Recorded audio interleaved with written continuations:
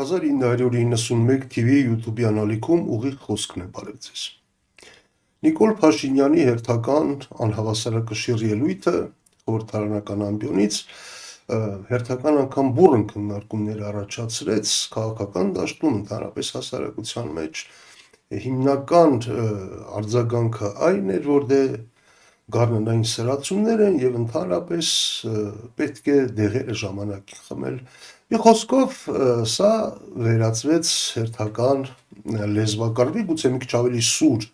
բառապաշարով քան նախկինները, բայց ամեն դեպքում Նիկոլ Փաշինյանը խորհրդարանական ամբիոնից փողոցային բառապաշարով հարձակվեց իր քաղաքական հակառակորդների վրա, նախկին նախագահների վրա, նրանց թիմակիցներն էլ մոտավորապես նույն բառապաշարով հակադարձեցին։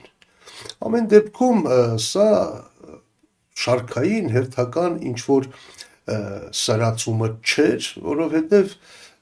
գիտեք, եթե օրինակ գժանոցում ինչ-որ մեկը իրեն Նապոլեոն է հռչակում եւ ասում է, որ աչուծախ բոլորիդ կաքսորեմ, գիլյոտինի կուղարկեմ, կգնդակահարեմ եւ այլն, բացարձակապես անիմաստ է նրա հետ լեզվակարգի մեջ մտնելը, առավել եւս բանավիճ էլ, որովհետեւ ինչ իմաստ ունի ասել նրան, օրինակ փաստարկներ բերել, որ գիտես դու չես կարող Նապոլեոնը լինել, որովհետև նա ֆրանսիական կայսր է, նա ասենք 200 տարի առաջ է մահացել, ընդհանրապես նա ազգությամբ կորսիկացի էր, բացի այդ քո համազգեստին նայի, նրա կայսերական մի խոսքով այդ փաստարկները անիմաստ են։ Այդ փաստարկները չեն, առավել եւս չեն բանավիճում,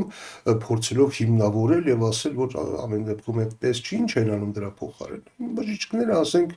առանց բանավիճելու, առանց լեզվակարգի գնում են կողքի սենյակ եւ այնտեղ սկսում են քննարկել, թե ինչպես հանգուցալուծել այդ իրավիճակը։ Սկսում են քննարկել, թե արդյոք այդ հիվանդությունը վտանգավոր է, թե վտանգավոր չէ։ Դա բուժելի է, թե բուժելի չէ եւ ինչ պետք է անել։ Հիմա մեր դեպքում այդ հիվանդությունը վտանգավոր է, թե վտանգավոր չէ։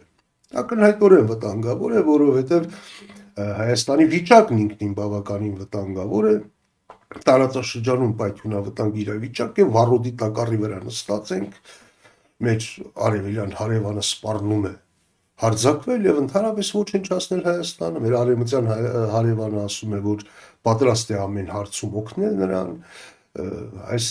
Հայաստանի հարաբերությունները դաշնակիցների կամ պոտենցիալ դաշնակիցների հետ գտնվում են պատմական նվազագույնի վրա եւ այս իրավիճակում չունենալ խելամիտ կամ առնվազն adekvat ղեկավարություն դա իսկապես վտանգավոր է, որովհետեւ այդ իրավիճակը արդեն իսկ հանգեցրել է անվերադարձ կորուստների, աղետների եւ եթե այսպես շարունակվի կարող է նաեւ նոր ու ավելի մեծ աղետներ լինել։ Դրա համար էլ այս իրավիճակը այո վտանգավոր է։ Բուժելի է արդյոք այդ հիվանդությունը։ Այսինքն հնարավոր է, որ ինչ որ ժամանակ անց Նիկոլ Փաշինյանը այնուամենայնիվ ավելի խելամիտ ու adekvat դառնա, ցավոք ոչ, որտեղ հավանեն դեպս բոլորիս աչքի առջև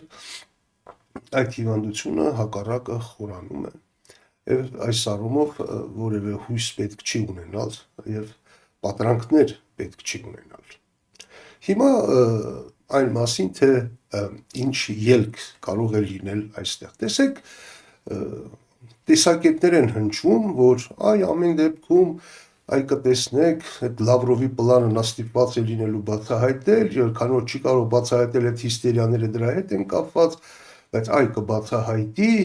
եւ ամեն ինչ տեղը կընկնի եւ նա իսկ նրա այդ, չգիտեմ, քաղաքական դիակը կփռվի գետնին պատերով կտան եւ այլն։ Չէ, ցավոք սրտի դա այդպես չէ եւ այդպիսի պատրանքներ ունենալ պետք չէ։ Լավ, Նիկոլ Փաշինյանը շատ ինչ որ պահի, այո, հաճույքով կհրապարակի Լավրովի պլանը, պարզ կդառնա, որ այո, ըստ այդ պլանի հայկական զորքերը պիտի դուրս գային, ասենք թե 6 շրջաններից, չգիտեմ, փախստականներ պիտի վերադառնային, ճանապարհներ պիտի բացվեին, խաղաղապահներ տեղակայվեին, կարգավիճակի հարց թողնվեր հետագային մի խոսքով։ Հիմա կլիներ ոչ շատ լավ փաստաթուղթ, անգամ վատ փաստաթուղթ, բայց միևնույնն է 100-ապատիկ ավելի լավ կլիներ, քան այն, ինչ այսօր ունենք, որտեղ այսօր ընդհանրապես ոչ մի բան չունենք։ Դե Նիկոլ Փաշինյանը դա կհրապարակի Եվ կասի թե այո, հիմա երբ որ ես հետահայաց նայում եմ, տեսնում եմ, որ այո, պետք էր ստորագրել, սխալվել եմ հիմա։ Առաջին անգամը չի, երկրորդ անգամը չի, երրորդ անգամը չի։ Հիշում եք, նա բազմիցս ինքը հայտարարել է, որ այն ժամանակ իր ընկալումները ուրիշ էին, այն ժամանակ իր մոտ դեռ այդ ռեֆլեքսիան մտավոր տեղի չէր ունեցել, ժողովուրդը իրեն ազդակներ էր ուղարկում, ինքը այդ ազդակները չէր հասկանում, սխալ է արել, որ հրադադարի համաձայնագիրը չի ընդունել, որովհետև կունենայինք նույն արդյունքը իհարկե առանց զոհերի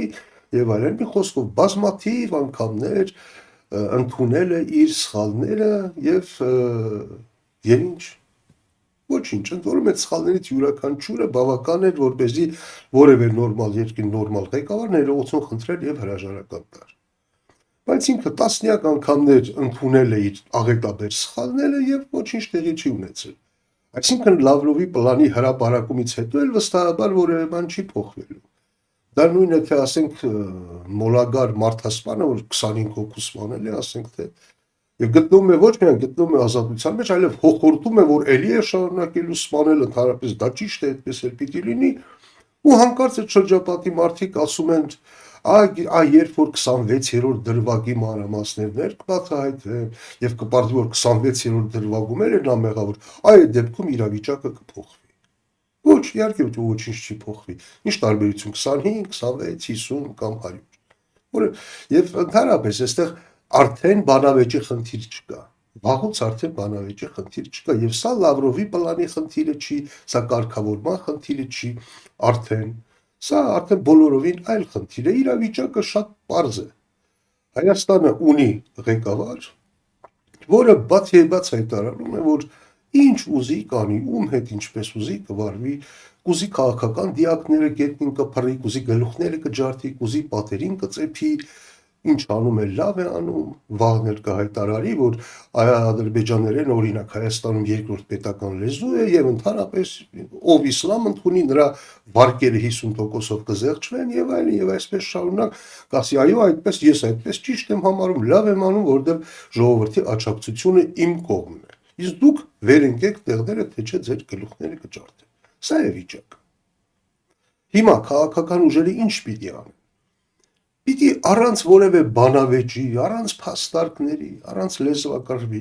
պարզապես հավաքվեն իրար գլխի եւ հասկանան, թե ոնց են դուրս գալիս այս իրավիճակից։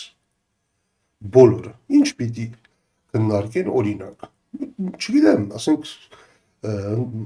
ԿՊ-ից բացի բոլոր կուսակցությունների վարկանիշները միասին 15-20% են, այսինքն նրանք մոտավորապես մի կես միլիոն համակիր ունեն։ Հիմա պիտի պարզապես օրինակ այդ կես միլիոն համակիրներին դուրս բերել փողոց եւ ասել գիտեք ժողովուրդ Հայաստանի վիճակը այսպեսին է, շատ ծանր վիճակում է։ Եվ պիտի իշխանապողություն իրականացնել։ Կամ օրինակ, չգիտեմ, այդ նույն 500,000 մարդու միջոցով ստորագրահավաք կազմակերպեն, հանրակրվե անցկացնեն, հարց դնեն, որ գիտեք, եկեք մի հատ ինչ որ միջազգային կոնսիլիում հրավիրենք անաչառ, անկողմնակալ լուրջ մասնագետները, թող այս մեր Նիկոլ Փաշինյանի հոգեկան առողջության վիճակը գնահատի, այդ փորձագիտական եզրակացություն ստանանք, տեսնենք ինչ ենք անում։ Այս սա օրինակ եմ ասում, որովհետև գիտեք, օրինակ, երբ խոսում ենք խաղաղության կամ պատերազմի մասին, այդ հարցերի մասին, հասկանալի է, որ դա միայն մեզանից չի կախված։ Այդ խաղաղությունը կախված է նաև Ադրբեջանից, Ադրբեջանի դիրքորոշումը իր հերթին պայմանավորված է Թուրքիայի դիրքորոշմամբ, ռուս-թուրքական հարաբերություններով, ինչպիսին կլինի Իրանի դիրքորոշումը, Միացյալ Նահանգների դիրքորոշումը։ Մի խոսքով, այդտեղ մենք որոշակի դերակատարում իհարկե ունենք, բայց դա միայն մեզանից չի կախված։ Դա կախված է բազմաթիվ այլ գործոններից, որոնց վրա մենք մեծ հաշվով ազդեցություն չունենք։ Իսկ ահա այն հարցը, որ մենք պիտի կարողանանք երկրի ներսում իշխանապողություն իրականացնել, այդ հարցը միայն մեզանից է կախված։ Այս դեպքում պետք չի ասել ռուս-թուրքական հարաբերություններ, Ադրբեջան, Արևմուտք, չէ, կա հարց, որ Հայաստանի Հանրապետությունը պիտի ունենա առնվազն adekvat հավասարակշիռ ղեկավար։ Այդ հարցը մենք կարող ենք լուծել առանց արտաքին որևէ ազդակներ, չենք կարող ասել դե դա մեզանից չի կախված, ոչ, դա այն միակ հարցն է, որը մեզանից է կախված։ Իսկ եթե մենք չենք կարողանում լուծել այն հարցը, որը միայն մեզանից է կախված։ Մենք ինչպես պիտի լուծենք այն հարցերը, որոնց միայն փոքր չափով են մեզանից կախված, մեծ չափով կախված են բոլորովին այլ հարաբերություններից։ Ահա այս հարցն է, որ պիտի քննարկման առարկա դառնա, առանց էմոցիաների, առանց լեզվակռվի, առանց փաստարկների, ինչ որ բաների, որովհետև Հայաստանում բնականաբար չկա մեկը, որը չիմանա, որ այո, Նիկոլ Փաշինյանը ինչ որոշում էր ընդունել ժամանակին, շատ ավելի լավ էր լինելու վիճակը, քան ինչ որ ունենք հիմա։ Չկա որևէ մեկը, որը դա չիմանա։ Լրացուցիչ փաստարկի կարիք չկա, ոչ էլ այդ լեզվակռվի կարիքը կա։ Հիմա ընդհանրապես խնդիր կա համարել, որ ում հետ ասես կարող է պատահել, որը ցանկացած որևէ երկիր կարող է ինչ որ պահ, ինչ որ պատճառներով, ինչ որ իրադարձությունների համադրության արդյունքում ունենալ այսպիսի պատուհաս ոչ adekvat անհավասարակշիռ իշխանություն, դա հիմա պատահում է տարերային աղետի նման բան է։ Հիմա պիտի հասկանալ, թե ոնց ենք այս իրավիճակից դուրս գալիս, որովհետև սա արդեն ներքաղաքական խնդիր չի, վաղուց արդեն։ Սա ընդհանրապես քաղաքականություն ունենալու եւ պետություն ունենալու խնդիր է։ Հետևաբար պիտի այս հարցը լուծել, փորձել լուծել միասնաբար, մի կողմ դնելով բոլոր քաղաքական տարաձայնությունները, որովհետև այդ հարցերը կարելի է լուծել նաև հետագայում, իսկ եթե այդ հարցերը չլուծվեն, շատ հնարավոր է, որ մոտ ապագայում մենք չունենանք այն տարածքը, այն կենսատարածքը, որտեղ պիտի լուծվեն այդ քաղաքական խնդիրները։ Կարծում եմ առայժմ այսքանը կհանդիպենք